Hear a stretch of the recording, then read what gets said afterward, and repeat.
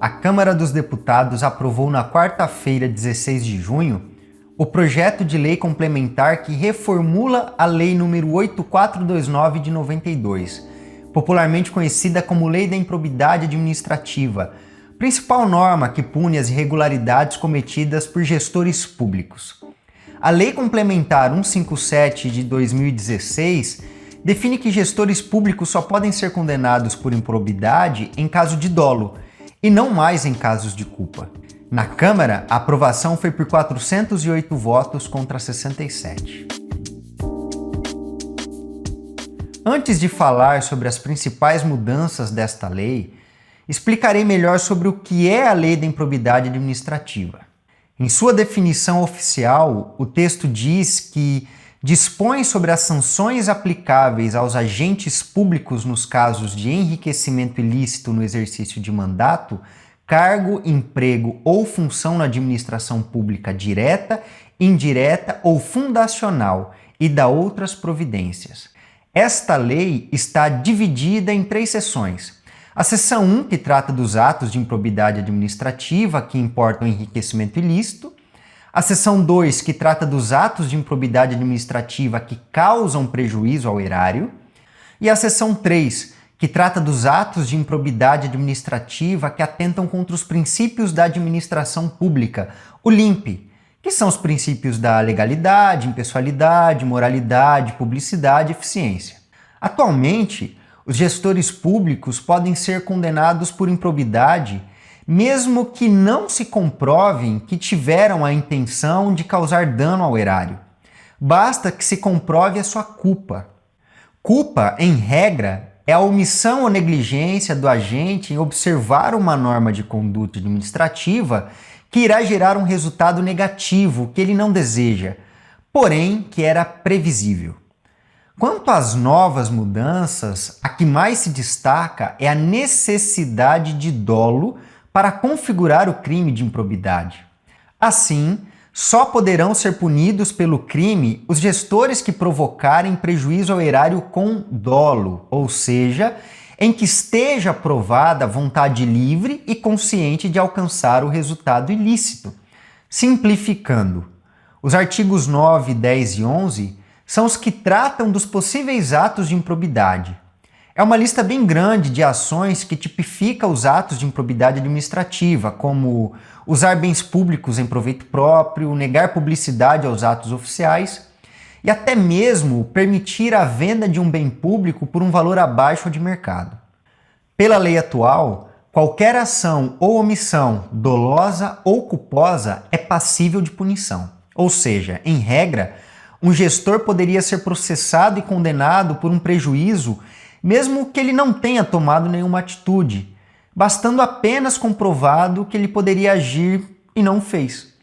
Com a alteração, agora é preciso provar que ele teve a intenção em gerar o resultado ilícito, referente aos atos dos artigos 9, 10 e 11 que eu acabei de citar. Esta é uma questão muito controversa, visto que para alguns o governo não tem controle de tudo e para outros ele deve ter o controle de tudo. Essa alteração referente ao dolo vai ao encontro da posição do ministro do STJ, Napoleão Nunes Maia, que é um recurso especial afirmou: em face dessa situação, não se deve admitir que a conduta apenas culposa renda ensejo a responsabilização do agente por improbidade administrativa. Com efeito, a negligência, a imprudência ou a imperícia, embora possam ser consideradas condutas irregulares e, portanto, passíveis de sanção, não são suficientes para ensejar a punição por improbidade administrativa, devendo ser sancionadas com outras penas, até para se atender ao requisito da proporção das coisas, tão essencial no direito sancionador. Assim, com a nova redação, teríamos a extinção da improbidade culposa. Outras mudanças importantes são a correção da dosimetria da pena, considerando o enriquecimento ilícito o crime mais grave. Quanto à perda dos direitos políticos, suprimiu-se a pena mínima e aumentou a pena máxima de 10 para 14 anos. E também agora exige-se que na inicial da ação de improbidade já contenha as provas ou os indícios dos atos ilegais sob pena de litigância de má-fé por parte do autor da ação.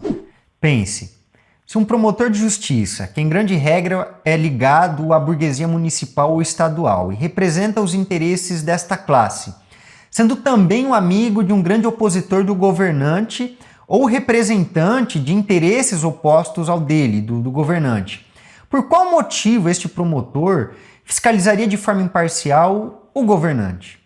A ética? Uma ética que sobrepõe os interesses da sua classe? Talvez.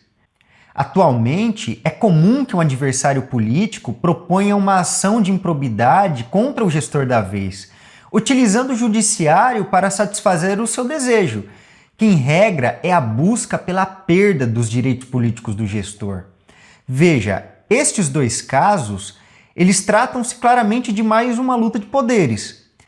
Em períodos eleitorais, os procuradores do Ministério Público trabalham mais do que o normal. É muito comum vermos a utilização do MP como ferramenta de perseguição da classe política, influenciando diretamente a consciência popular.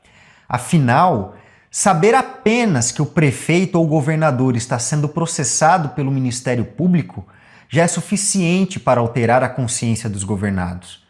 Já altera a consciência coletiva.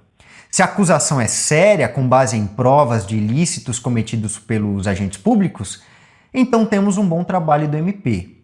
Porém, se a acusação resume em apenas convicções, temos aí um grande problema.